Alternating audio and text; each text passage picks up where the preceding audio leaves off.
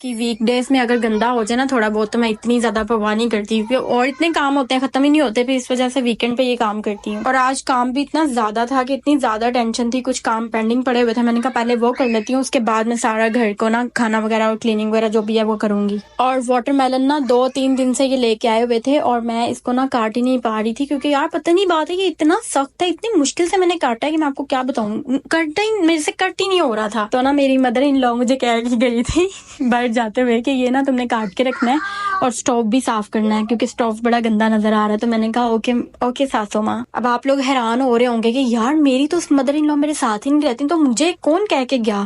تو میری نا مدر ان لا میرے ساتھ رہتی ہیں، میرے شوہر کی صورت میں۔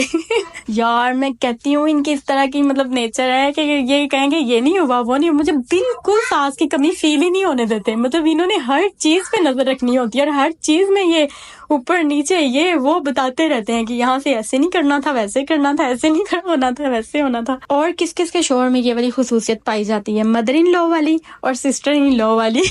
اب نا نیچے بہت ساری میری باجیاں اور بہنیں آ کے مجھے برا بھلا کہنا شروع کر دیں گی، بٹ یار نہیں، میں صرف مذاق کر رہی ہوں۔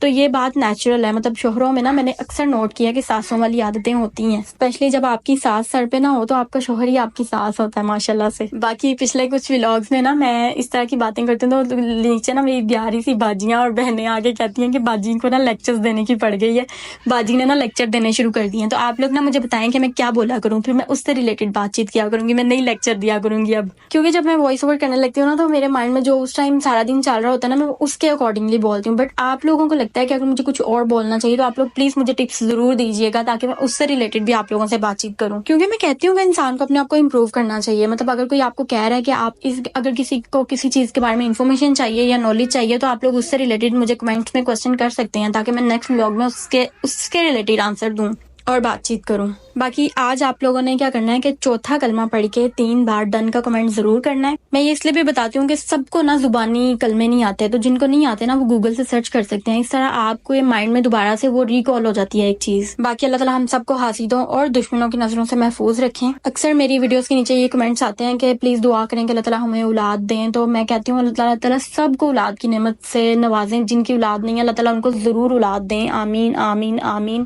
اور جن کی اولاد ہے اللہ تعالیٰ ان کی اولاد کو نیک بنائے، ہماری اولاد کو بھی نیک بنائے، آمین۔ آج میں ایک بات پڑھ رہی تھی کہ خوشیاں بانٹنے کی کوشش کیا کریں، نفرتیں تو پہلے ہی عروج پر ہیں، اس لیے آپ لوگ پلیز کوشش کیا کریں کہ اپنی زبان کا درست سے درست استعمال کیا کریں اور کسی کو ہرٹ نہ کیا کریں۔ اللہ تعالیٰ ہم سب کے لیے بہت ساری آسانیاں کریں اور ہمارے سے جو بھی غلطیاں ہوتی ہیں اللہ تعالیٰ ہمیں معاف کریں۔ آپ لوگ بھی سب اپنی دعاؤں میں بہت سارا یاد رکھیے گا۔ Thank you so much for watching. اللہ حافظ۔